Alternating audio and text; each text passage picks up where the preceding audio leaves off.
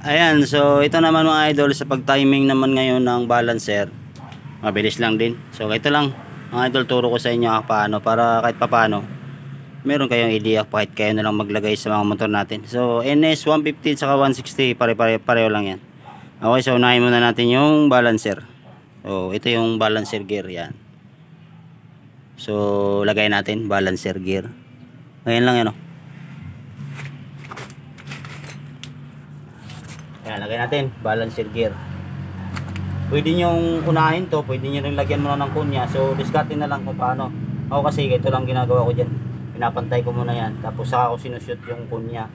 Ito yung kunya na sinasabi. Yan, lagay mo lang yung kunya dyan.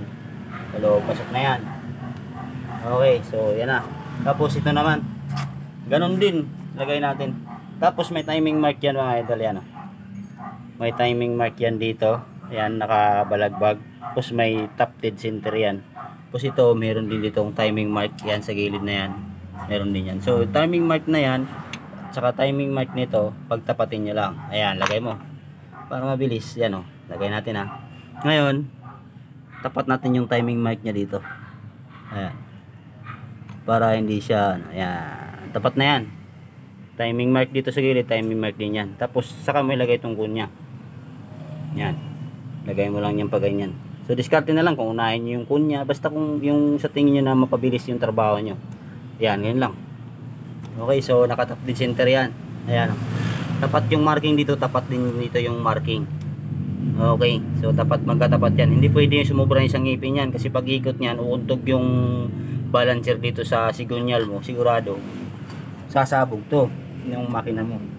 Okay, tapos ito lagay na natin to. Ayan, ito yung isang gear nya sa housing, sa clutch housing to na gear. Yan, ngayon lang, pupupukin nyo lang siya ng konti para pumasok. Huwag naman sobrang lakas, babasag. Yan lang, kasi may papasok din yan sa kunya eh. Yan, pasok na yan. Okay, tapos washer na makapal, tapos washer na manipis, tapos yung castle nut. Yan. Okay na. Tapos yung dito. Yan. So sa pagigpit naman, para mabilis, gito lang.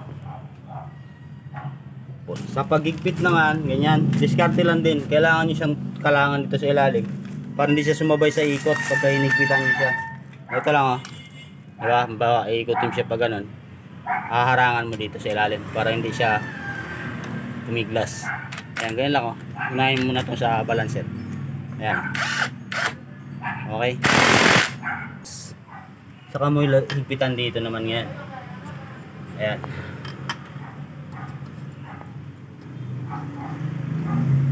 Ayan. Yung pag hinigpitan mo naman yan, ganun lang gagawin mo. Baba mo yan, tapos tutusukan mo siya dito sa connecting rod nya para hindi siya sumikot. Ayan. Wag lang sobrang higpit, tama lang. Okay. So yun lang mga idol, yun lang pag timing ng balancer para hindi tayo magkamali. Alright, so mamaya dito buuin na rin natin. Okay.